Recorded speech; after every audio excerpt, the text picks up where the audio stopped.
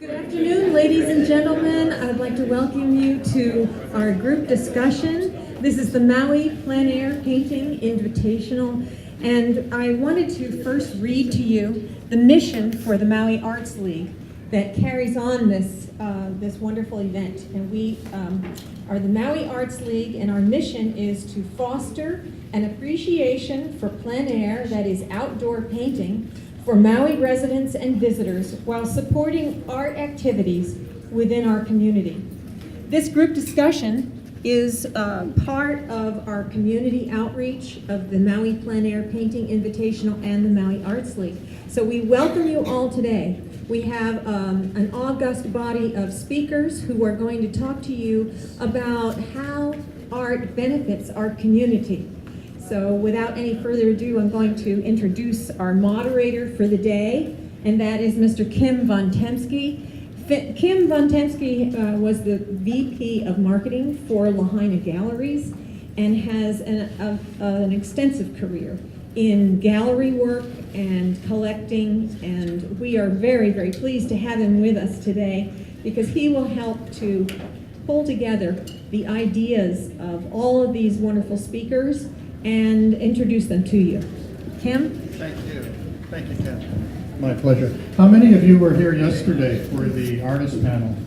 Well, this is very interesting because today we have a completely full circle type program, but I thought yesterday's program was quite interesting, particularly the viewpoints of some of the artists who love galleries and some of them who don't like galleries at all. So that was interesting for me because I grew up in the gallery business more or less. Today we have 4 panelists. I'm going to start with introducing Patricia White, who is a family therapist living here on Maui, and she's going to talk about what she does, particularly as it relates to art and working with her patients. John Stern, who is the director of the Irvine Museum, he is one of the pioneer people in the plein air business, not business and collecting. He runs a beautiful museum in Orange County.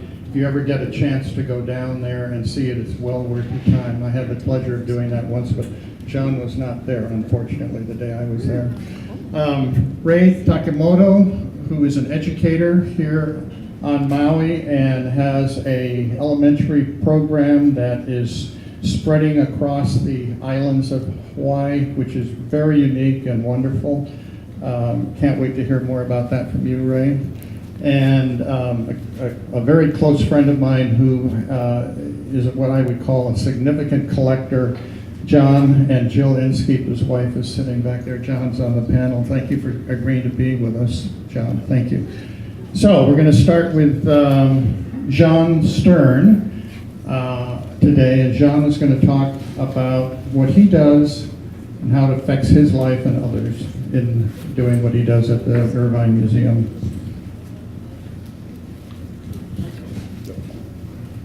Is there another microphone? Thank you very much. The Irvine Museum is located in Orange County, California. It started 25 years ago. It was started by a philanthropist named Joan Irvine Smith, who felt that the California Impressionist paintings that were done in California from roughly 1890 to about 1930, those at the time had been long overlooked, and that she felt that if, testing 1, 2, 3, that if people had a chance to see them, that they would appreciate their beauty, which is what has happened over the last 25 years. We also have a very active school program where our curator of education writes a curriculum, and usually every week, Tuesday through Thursday in the mornings before we open at 11, but we have the kids at 9:15 so they can, it's a small museum, and a school bus full of kids is approximately 62 to 65 kids, and they get, in effect, to run the run of the museum. So we've been doing that since the beginning, and we've logged over 85,000 school children visiting, and this is important in in our part of California, because as everyone knows, when the school's budget gets cut, it's art and music that goes first. So we've been doing a lot of remedial art education that way. So, and we're open, it's free to the public, free parking. So if you're in Irvine, look us up, Irvine Museum. Thank you very much. John, I have a question for you. Let me see my little notes here.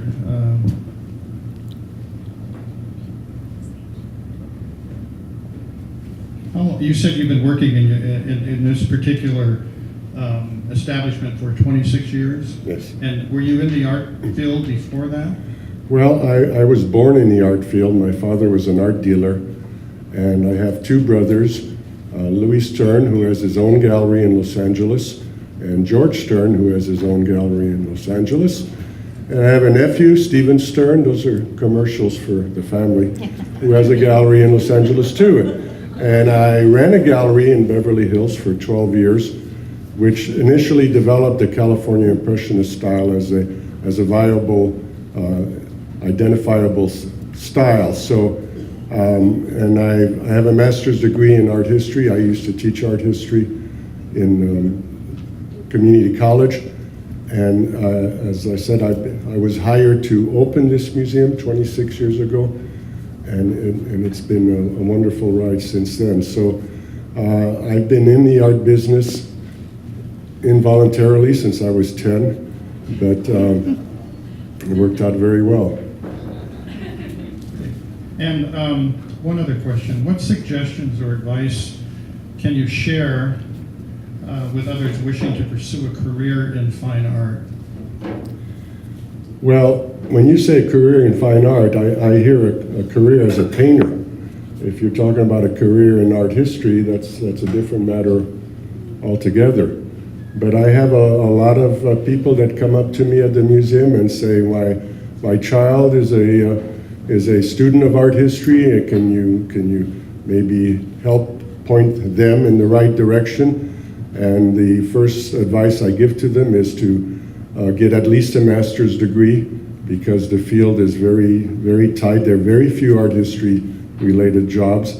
And when something does open, they look for either a master's degree or a PhD. So that's an important aspect. The other aspect is to have a very strong familiarity with the art itself. In most cases, art historians know everything that's in the book, but if they see a work of art that isn't in the book, they're not too comfortable with it. Whereas the art dealer side of me has seen a lot of paintings, front and back. You can learn a lot more from the back sometimes than from the front. And the art dealer knows what's on their walls, but doesn't know anything that's in the books. So I kind of straddle both sides. But education and experience are clearly the most important things for a career in art history. Thank you very much. I should have mentioned to begin with that we are open to question and answers, period, but what we're going to do is we're going to wait until everybody has completed and we run out of gas on this end, and we're going to pass out little pieces of paper where you can write your questions down, and then we'll ask them accordingly. So no questions until we're through with the program, please. Patricia, in reading your biography, I was fascinated with what you do. My wife is a yoga teacher, and she has done a lot of similar things in using yoga as a vehicle to help people in need. And so I would like to hear what your story is as well. Thank you. Yeah. Thank you very much. I went back to school when I was 46 to get my master's in marriage family therapy. I had worked in sales for 30 years for 2 big corporations, and so it was quite a change. And I made a very good decision. With the experience in marriage family therapy, I do work with children, couples, individuals, and whole families. And I use a number of different methods to be able to work with these families. So once I received my training, I worked for 5 years at a psychiatric hospital, and then I worked for the Navy for 9 years as a clinician and also a supervisor. And through the development, I learned a lot about mind-body techniques, and then I really became extremely interested in art therapy because talk therapy is a really needed, wonderful thing, and we can accomplish quite a bit. But very often when there's trauma involved, and trauma can be big or little t trauma, that we need to get beyond the verbal and down into the body, into movement, into expression in a way that's nonverbal. And very often, art therapy will free someone up in a way that talk therapy can't touch. You know, there's that old saying that a picture is worth 1,000 words, and very much in terms of doing therapy, that's true. I think one of the myths that there can be in thinking about art therapy is that it's not a situation where someone does a piece of work and then you analyze it. When you're an art therapist, you're working with your client, and as they're working, you may notice something and you may ask them a little bit about their process. You may ask them what made them choose a certain color. Can you tell me something about the person that you drew? We use some very basic testing with the small children, doing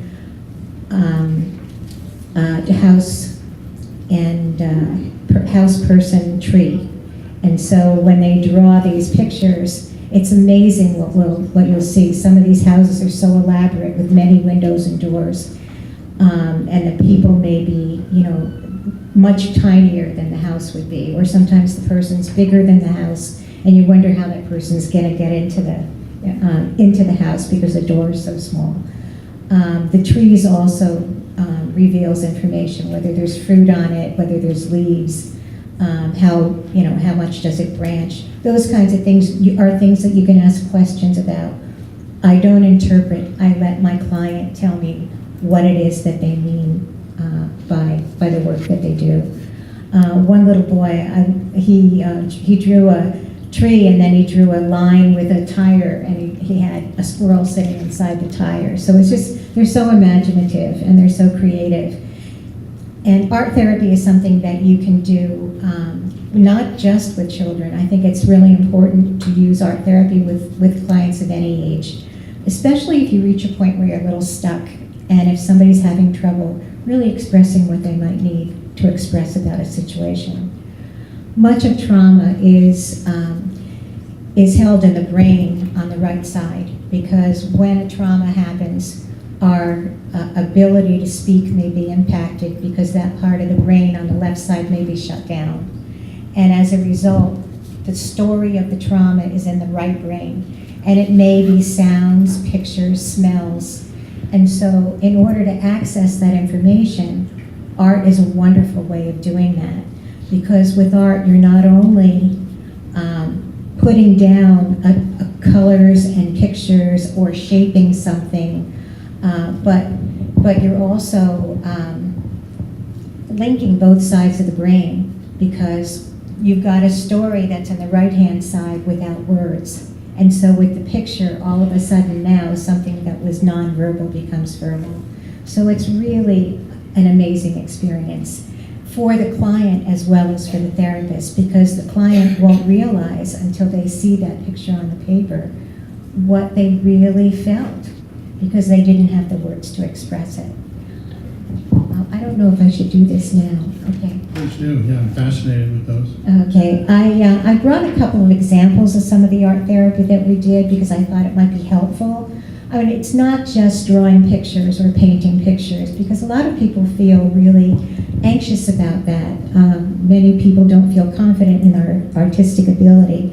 So when we start, if we do something with paper and colors, it'll be with lines or colors or help, and not necessarily having to do a picture. So one of the things that we've worked with have been masks. And these are examples of two different masks. This is kind of the warrior mermaid mask. And so in this particular mask, the person chose to have their eyes open and their mouth open, and then you can place something in for the eyes and something in for the teeth. And this particular warrior mermaid was protecting all of the people that she had in her world that she was worried about. And so a way of showing that protection was putting symbols of those people in the back of the mask. This other mask was actually, I'll confess, this was mine. I was ending my 50s, and I really loved being a golden girl. And so I decided that I wanted to be able to express my feeling about that decade. And so I made this mask. It's usually with the mask you have someone put the material on, and then after it's dry, you can decorate after you put gesso on it. And so she was a symbol of those wonderful golden decade. Another example is, these are just simple tags that you can get at any stationery store, and they have a little hole in the top already, and you can decorate them with colored papers. You can write things on them, you can use feathers, you can use anything to decorate them.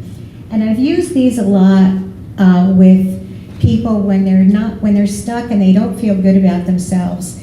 And so I'll ask them to please write down 7 things to describe you, 7 qualities. And so if the quality is positive, we'll go with that. If the quality is negative, I'll ask them, what do you want it to replace it with? And so then we'll find a word to replace that feeling. And then I ask them to write the word on each of the tags, and then we decorate the tags together. And so then they get a little ring, and they have one for each day of the week, so that they have a word that they can look at about who they are that can make them feel good about themselves. And in an area where they don't feel good, they can look at what they're moving towards. This was another project, and this is one of those little canvases that you can buy. And so we decided that we were going to go with dream images, and this particular person had a dream image of dragonfly, and so they wanted to be able to honor that. They felt that was their totem, and so they painted the canvas and then decorated it with cinnamon sticks and other little items. Sometimes if someone doesn't want to paint, you can have magazine pages. And so you can glue the pages then on if they're not comfortable with the use of paint. And so it was just a way for them to honor that dream image for them. So those are some of the things we do. We do vision boards and other things. Wonderful. I think I'm going to sign up.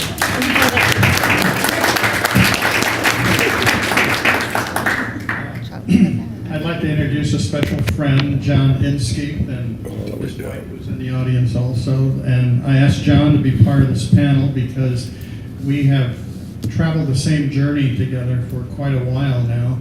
And he and his wife are affected by the art that they have purchased every day of their lives.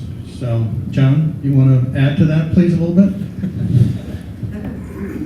Well, I got started kind of by accident, really collecting art. We never really set out to collect art or even thought about art much. We were so busy raising our kids that it just was something that we never really had a lot of time for. But I found myself, when we came to Maui, which we did frequently on vacation from the West Coast, when the family would be doing something in a store in downtown Lahaina, I'd be wandering into the gallery next door and looking at paintings and looking at sculpture, and I found that an interest that I had never really known about before. It was something that kindled something that just, although I'd been by art much of my life, I had never really paid a lot of attention to it. And one of the things I realized later as I spent more time was that really Maui is a gathering place for really talented artists. There are a lot of people from the islands who are terrific artists, but there are a lot of great artists who come to Maui because of the lifestyle here, because of the beauty of the place and the light quality and all of that, and they choose to either work here for a while or they come and with the idea of staying and have been here for many years. And so what I found was that I was immersed in a lot of art that was really to my taste and really spurred my imagination. And we, for many years, didn't feel that we wanted to spend a lot of money on art. We had never purchased anything, and it took us a while to work up the really not the nerve, but simply to say, gosh, that's the commitment we want to make. But once we did and bought our first really nice painting and got it into our home and started living with it, we realized how much it added to our lives, and it inspired us to buy yet more paintings, and which the artists like, because in addition to creating beautiful things, they like to be able to eat and drink too. So we have really been down an interesting journey, and to me, one of the great things about art is that is meeting the artists and getting to see getting to know people who come from completely different background than we do. They focused on different things in school. When they were in school, I was off doing one kind of thing and they were off doing something else. And I never really knew or talked to the artists in our school when I was growing up. We just didn't run in the same circles. But now I find that it's much more interesting to me to speak to artists and get this different view of the world than what I ever imagined than it is to talk to other people who are financial types who dealt in all the same stuff that I dealt with for my whole career and am glad to be rid of at this point in my life. And it's so much more interesting to talk to somebody about their journey and how they see the world and the kinds of things that inspire them to do the work that they do. And it's been a very, very interesting journey and one that we continue to be passionate about to this day. And although the walls are filling up and the spaces are filling up with the sculptures, it's getting harder and harder to find places to put things, but we'll keep trying. I'll be happy to help, by the way. I'm sure you will. John, I wanted you to share kind of a special story. They have two lovely homes. One is here on Maui in Wailea, and they have a home in Oregon outside of Portland too. And but I'm fascinated with the rules in terms of how you treat the Maui home with the art, and I'd like you to explain that to everybody. Well, when we first bought our condominium over here about 5 years ago, was just about the time that we were also starting to think about seriously collecting a little more art, and we decided that we didn't have a lot of room to put art in the condo. It's not nearly as big as our home in Portland is. And so we decided to, and this was also the time where we were realizing just how good the art community on Maui is. In Portland, at least from my perspective, I'm no expert, please believe me. I have no real basis for this other than what my own personal taste is. But after going around galleries and museums in Portland for years, I just wasn't as impressed with the artwork there. And what I found is in an average afternoon strolling down Front Street in Lahaina, I could see so much more really interesting art, and so traveling up to Makawao and wherever, there are just a lot of really talented artists doing work on this island. And so we decided to dedicate all of the space in our home here to only Maui artists.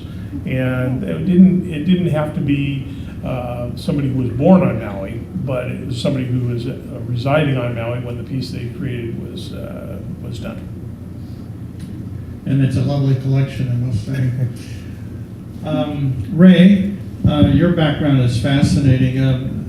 this woman has won is it a state award or a national award for the Global Teacher of the Year? That's pretty amazing to read that in your biography. Well, what does that mean? I mean, what did you accomplish with that award, in getting that award? That award was because of my work with the arts and humanities, actually, in schools, and making the classroom come alive through cultural relevance. And the way I did it was through the arts. So a little bit about myself. I'm an educator. I believe in public schools. I believe in public school children and public school teachers. And I believe in it because I think that every child deserves to have an art-rich, a very creatively rich learning environment, and that every child deserves to have that to discover their potential and their unique abilities. So, set off to become an educator 32 years ago, and went to teach, taught almost every age from preschool to 7th grade, and in numerous schools on Oahu and mostly on Maui. And one of the things in my years of teaching was that we discovered that when I took courses myself as a teacher, and I started to take these arts integration courses at the Maui Arts and Cultural Center. And I discovered that it made me a joyful learner, and it helped me to connect, just like how you were talking about with the arts, and you know what you're doing there, that's the kind of projects we do in school too. And anyway, so we said, let's do it. And we started to build classrooms like that. Well, as a result, we had pockets of schools all across of Maui that do arts integration. And what arts integration is you use the arts as a tool to learn your other content areas. But in order to do it well, you have to know the art well too. So really, it's about teaching the arts. But in the busyness of a school and the budget cuts that someone referred to, museums, yes, we have budget cuts, and the No Child Left Behind, have you heard of that before? And that really means testing, testing, testing, and we went through 15 years of that. The arts did get cut. The humanities did get cut. Same with physical fitness and all the other good stuff for our kids. And so we dreamed up a school, and we said, if we ever have this opportunity, we're gonna do it, and we did. A school was built in Maui, Pomaikai Elementary School in Maui Lani, and it's a public neighborhood school. And we said, we're gonna call this an arts integration school. And what that means is that every teacher, every classroom, every child learns through the arts in this school. So we became Hawaii's very first public school to take a whole school approach like this, to teach the whole child, their head, their hearts, and use their hands and their bodies. And we do it, we believe, we do it through creative ways, because that's where the heart part comes in. You know, you hear about initiatives in schools like STEM, and science, technology, engineering, and math, which is really cool stuff. Kids are building and innovating and learning. But what STEM is missing is the arts. It's missing the heart. It's missing what makes us human. It's missing what connects us to our history and our culture and the people around us. So we built a school, Pomaikai, and I am, you know, there really wasn't any model for it.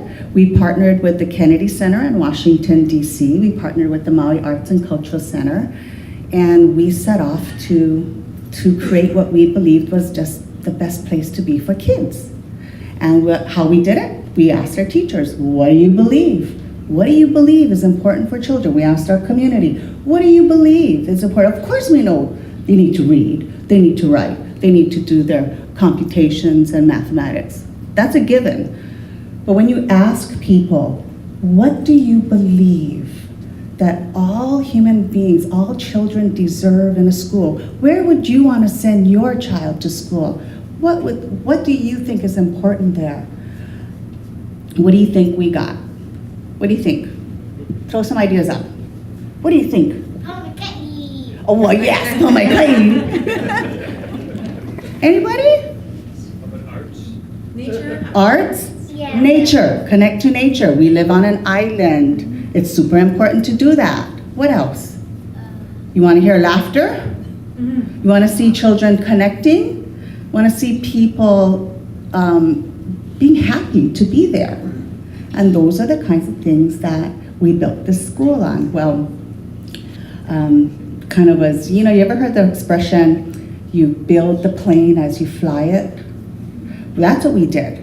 Because we just jumped in and said, we're going to make this commitment to the arts. We're going to make this commitment for our children. And there wasn't really a model, so we built it. We went out into the country and we learned from the best of the best that we could find, brought it home, and see how it worked in our school. And we actually created, I don't want to call it a model. It is a model. It's a design for schools.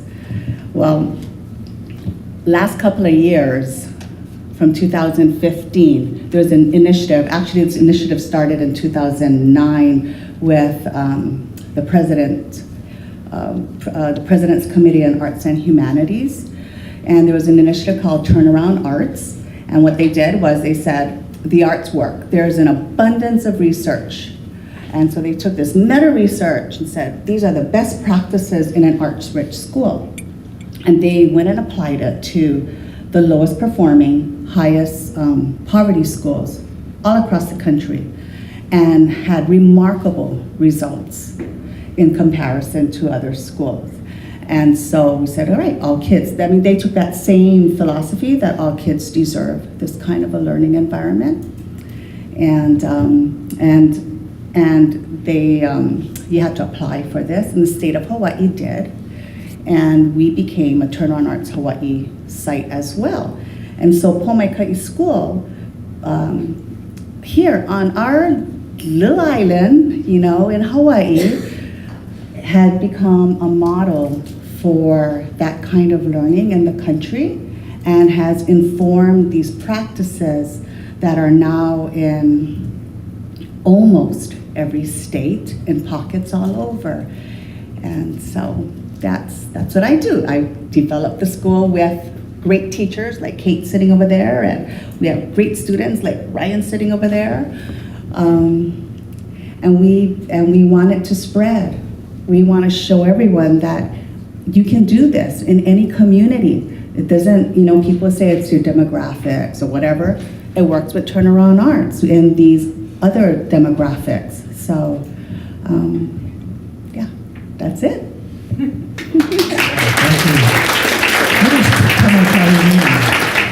Pomaikai is blessings from above.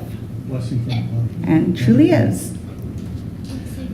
Patricia, what you do is very interesting to me because I grew up in the 60s and I remember the phrase "be here now," and it would seem to me that some of the work that you do involves that energy and being in that moment, and I thought maybe you might be able to talk a little bit about that, if in fact that is the case, especially as it relates to what you're doing with art. Sure. Well, one of the things that we've learned over time is that you can't be in trauma and in the present moment at the same time. And so if you can help someone be in the present moment and be able to do work in the present moment, that is going to be more healing than it would be if you talk about the past only, or if you're promoting and just talking about the future. That it's really in the present that we heal.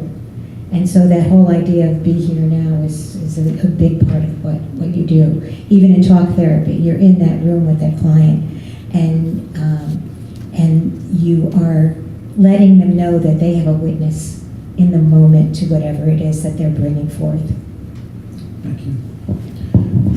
John, I know because of our friendship that you've collected many pieces of art and you've met many different artists. Do you have a moment in your memory where you can look back at and say, this is the most special thing that ever happened to us as far as our experience in collecting art? You caught me off guard with that one.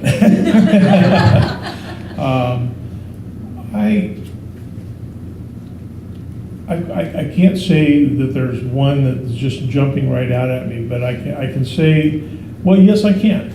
Actually, I did. We took a trip to England to pick up our daughter who was going through her sophomore year in college and spent a semester in London. And one of our friends that we've made through this business, through the business of our collecting, is Michael Talbot, who's a sculptor from outside of London. And Michael was kind enough to arrange for us to come to the studio or to a gallery that he works with over there. And he had a piece of sculpture, a wax piece that he was working on. And my wife and my kids and I are sitting there watching him, and he's talking about the process of how he's trying to capture the movement just correctly through this work. And he's looking at it, and he said, and sometimes you just get to this point. It was a ballet dancer, and she's all stretched out, and her hair is flying this way. And he says, and sometimes you just can't get their hair just right, and whatever. And sometimes you just feel like you need to start over. And he grabs her head and just twists it off. And we all went, and he goes, and he lets this devilish little grin on his face. And he looks at us, and he says, "What? It's only wax." And you know, but it was the most. It was so interesting because here's this guy and talking about this whole thing, and yet he's being playful at the same time, and it was just an interesting, a very memorable experience. And we did purchase one of those statues when they came out too. That was a very, very lovely piece, and he's a lovely guy, and he's actually going to be on island here next week. And anybody here is lucky enough to meet him, it's worth making the effort. Thank you. Ray, what would you say is your biggest obstacle that you have to deal with in what you're doing on a regular basis, or daily basis, or annual basis? Or Wow, biggest obstacle in school. I think the biggest obstacle is being able to tell the story. No, that's not it. The biggest obstacle, I think, would be the system that we are in. It's a huge system, and it's mired in some very traditional old practices, not just in Hawaii, but across the country. And so changing mindsets of people to allow for ideas of what does it mean to strive for what's possible, to dream beyond what's in front of you. Because if we only stay with what's in front of us, we're not going to get anything new or different. And so the biggest obstacle is helping people have enough faith and skill to take creative risks and fund it, because that's huge too. You know, changing people's mindsets requires a lot of change, a lot of training, a lot of experiencing of a different way of being, and that does take funding. So it's kind of a catch-22, right? Because then the people who give you the funding have to believe in it, but they first need the training to get there. And so what we do is we invite people to the school. And because you really can't experience it through words, you need to be there and to show what's possible. So yeah, that'd be it, the mindset and the funding. Thank you. John, most museums have got 100 paintings hanging on the wall or more, and then about 5,000 in the basement. not quite, that's a little bit of an exaggeration, but as a curator or as the director of the museum, how do you plan your exhibitions? How do you plan your displays? What accounts for what is being shown at any one time versus what's in the warehouse? Well, we have, at our museum, we have 3 shows a year. They're 4 months long, and they parallel the school year. So in the spring and in the fall, we have an exhibit that not only shows beautiful historic art, but it also has some education component to it. Over the years, we've done a lot of things having to do with land, so we have lots of landscapes. We did one show on the water cycle, which traces the circle of water from rain to evaporation to clouds, and those are all illustrated by paintings that have all those various aspects in them. We also did a show on the missions of California and the historic missions that were founded first one in 1769. So we try to meet an education component when we have the access to the school children, and to also make it interesting for the public. In the summer, we don't have as many field trips, so we tend to do a little more wild things.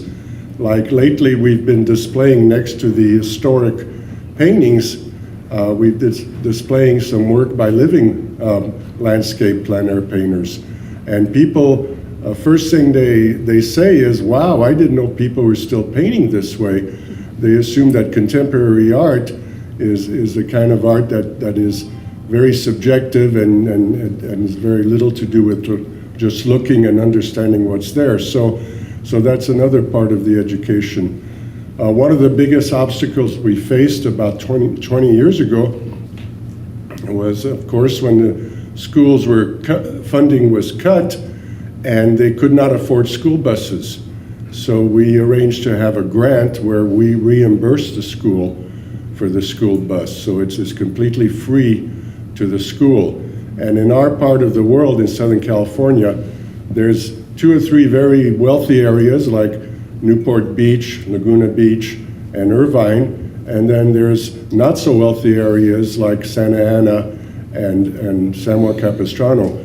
So we, being an Irvine museum, we assumed that most of our field trips would come from Irvine schools, but they do not. They come from Santa Ana schools. And one reason for that is that the more wealthy and private schools, their idea of a field trip is to go to Washington, D.C. So we are more than happy to have kids that most of them have never even been in a museum. So they get a real good look at what art is, they get inspired by it, and they get an educational message to go with it. So it's something that we're always trying to meet. Our biggest responsibility as a nonprofit museum is education. So we also have traveling exhibitions, and for those exhibitions we publish books to go with each exhibition. We had an exhibition on the flora of California, the various plants and flowers, and we had paintings that showed all those plants and flowers. We had an exhibition on the missions to deal with the history, and we gathered paintings that show as many of the missions as we can show them. Quite a few of the California missions, after they were abandoned in the 1850s, fell into complete ruin, so they essentially don't exist. And it's something that we keep very, very busy trying to meet the needs of our community, because we're very, very mindful of the community. And to meet all those, since we don't have 5,000 paintings in the storeroom, but we borrow from private collectors.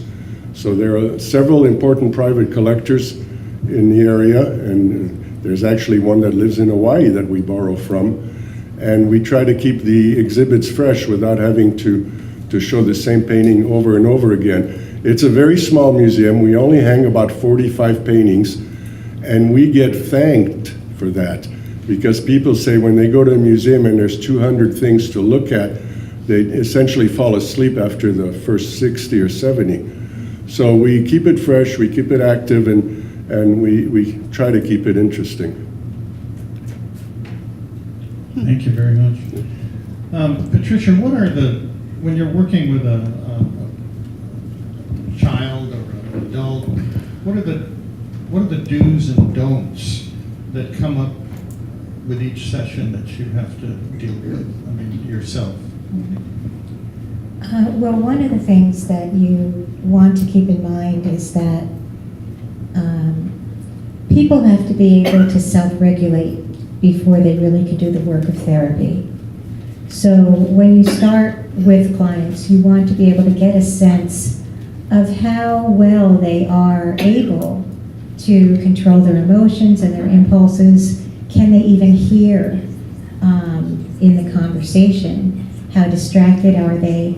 Those kinds of things. So you really are assessing to see what the capability is of each client in terms of their ability to attend, their ability to focus, their ability to be able to communicate. And so where you see there's a problem area is where you will know that that's where the work needs to be done. But in working in therapy, and especially in trauma therapy, slow is fast. And so you never want to push your agenda. That person is in the room because they have an issue and they have a problem. And so my opinion of how they should do things is much less important than what their opinion is of how they should do things. And so keeping your own agenda out of it is a really important part of the work. So when you're initiating therapy, you want to sit down with someone and just get some idea of what their goal is, where they feel they're having a problem that they want to have assisted. And so I think one of the most important things is keeping yourself out of the way at work. Thank you. I'm going to open up the rest of the session to questions and answers from all of you. If you have any, please pass your cards. And if you want to, if you have a specific question that you'd like it to be asked to one of the four panelists, please indicate that. I have one here. This is for Ray, and it says, "Share your school stats." Okay. School stats. You mean as though achievement scores and things like that? Our school is, because of the arts, our school was called a recognition school in the Department of Education, meaning that we were in the top 5% of performing schools. In addition to that, we have high attendance because our kids like coming to school. They feel included. The examples that you two are sharing, that's arts integration. So imagine a whole school building getting to do that. I wish we had museums that we could Soon. bring our kids to. Maybe we can do some virtual exchanges. So we have high enrollment, we have high attendance, we have a lot of geographically, geographic exemptions, meaning people who live, because it's a neighborhood school, all the people who live in the neighborhood come to our school. And so if someone wants to have their child come to our school, they need to do one of two things. One, move into the neighborhood, which we're told people are moving into the neighborhood from elsewhere, so that their child can go to Pomaikai. And the other thing that they do is they apply to be on a list. And then if there's room in our classrooms, then we take children from other areas. So the way we see it is, as parents want their kids to have that kind of learning environment. And our kids are learning in their academics, in their test taking, but more importantly, they're engaged in school. They want to be there. And they believe in taking care of each other. They grow up learning that it's really important to take risks. We've done some research and we tracked children. When they spend that kind of 5 years or more of that kind of learning in these foundational years, what happens to them when they go to middle school? And you hear all kinds of, challenges that teachers and schools and kids have as they become adolescents. And so we've tracked children when they went to middle school, and they all shared some of the same things.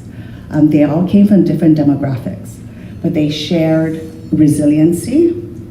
They were creative risk takers.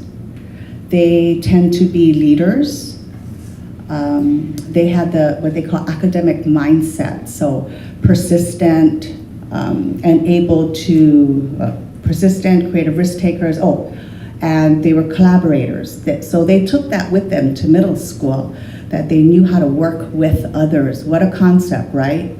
And then now these same kids are in high school, and so we're continuing the research.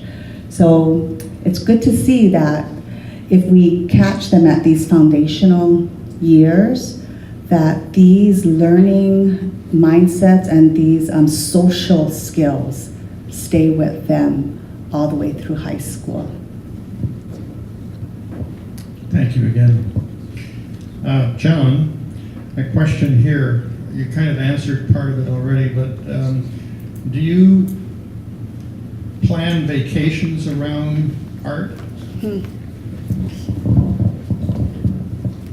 Not usually plan vacations around art, but we do go out of our way to try to include art from local areas in every vacation that we, almost every vacation that we take. And we go, we try to look for interesting museums and interesting galleries and include shopping, not necessarily to buy, but just more window shopping in galleries. And when you're in some of the cities in Europe, it's just, the culture is so, the thing that always strikes me when we're there is how much older the culture is than ours, and you just can't help but be struck by that all the time, and the history is so fascinating, and you're seeing things that, paintings of scenes that happened hundreds of years before the first Europeans came to the Western world, and it's so interesting to see that.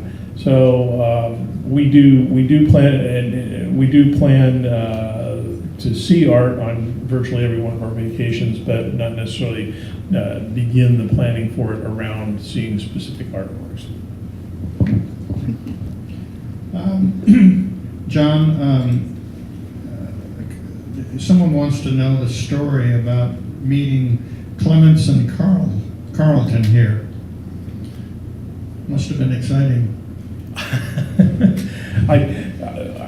I'm sorry, Jean. Jean. The other Jean. Other John. Yeah. Okay. Good. I did meet them both. Okay. Here's the question. Tell your story about meeting Clements and Carlton. I don't know the story of meeting Clements. That question. It's for that John. Oh, that's that John. Oh, okay. Excuse You're me. it. All right. Bad moderator here. I couldn't read right. Well, it happens that several of the artists here are people whose works we own, and had not had the opportunity to meet either Michael Clements or Carlton before today. And so this was a very special treat to be able to meet some people that whose works we've fallen in love with to the point that we actually bought them and have them in places that we live with every day and really enjoy when we're on Maui. And particularly interesting, I think, is the story of Michael Clements, because we had fallen in love with one of his paintings years ago, and it was hung in a gallery for a long time, and we thought about it and just never did anything about it. And it sat there for quite a while.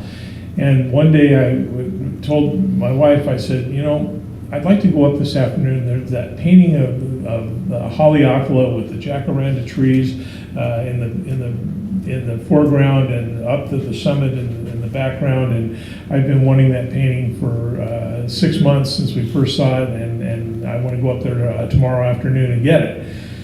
So tomorrow afternoon came and we didn't go get it, and we went the next day instead because something else came up. And when we got there, it had been purchased that morning, literally a couple of hours ahead. And so we mentioned to the gallery director, and of course I wanted it even more after I found out I couldn't have it. But we mentioned to the gallery director that we would be interested in something else that he might do. And long story short, he created another painting based on what we mentioned and without the formality of a commission. And that painting is now in our bedroom in Maui. And I got a chance to meet him today, and he's a wonderful, very nice fellow and a terrific painter. So anyway, and I noticed that one of his works got a nice prize too, at least one, I think maybe two of them. Great story. Great, thank you. Patricia, I have a question for you again. Can you comment on what art therapy programs being on a national basis? I can somewhat. I came into art therapy through being a marriage family therapist. There are, I believe, only 5,000 registered art therapists in the country. And there are just a couple of schools that offer a master's program in art therapy per se. I think there's more developing now, but I think there were only 2 or 3 not that long ago. And so what I did was came from the side of mental health and treatment, and then incorporated various different methods, and then art therapy is really one of them that's very helpful. But I think what Karen Pence is looking to do with her initiative at the White House is to have art therapy as a career and a field be better recognized, and have the educational process be to grow and be able to have more people registered. That's my understanding. Thank you. Okay, this is for Jean, Jean. Question is, how do we get our schools connected with your programs? Schools here in Maui? Well, It's our schools. So you get on a plane and you come to. No, the advantage, there are 4 museums in Orange County that draw people, a lot of people. And we're essentially the only one that deals with historic, realistic art. And this is of the California Impressionist period. And they are objective paintings. They paint what they see, very much like these, but they were done 100, 125 years earlier. And they show what our part of the world looked like before the huge population increases that came as a result of the end of World War II. It is awfully nice to have a museum here that can have the space to exhibit, that can have the programs to cater to the school kids, and that can have activities for the community to enjoy. So I know there's a wonderful plan by Maui Arts League to do just that, and I would encourage everybody in the audience to support that as much as possible. We were very fortunate when we started our museum because we had one very, very generous and wealthy sponsor. So we were able to do a lot almost immediately. But it's something that needs to be done. The kids have to look at art. They have to look at all types of art. They have to see what's been done. Many of the kids that come to our museum, they want to do exactly that type of art. And then we are very blessed because most of the time, about 2 weeks after the field trip, we get a big padded envelope full of drawings of the kids' favorite paintings. So we have about 25 years of those, and our plan is to do a traveling exhibition and a book to show the actual painting, and then all around it to be the kids' interpretation of that painting. And some of those kids are in university now. So it's something that we really want to do, is to get the kids involved, and we do the best we can to make it easy for them to come. And you guys can do the same thing. All it takes is a generous donor or two. Easy. This concludes the program today. I want to thank all of you for coming, and I hope you enjoyed it. And I want to particularly thank Patricia, John, Ray, and John for volunteering their time and their expertise to the questions that we all face in life. Thank you. Aloha.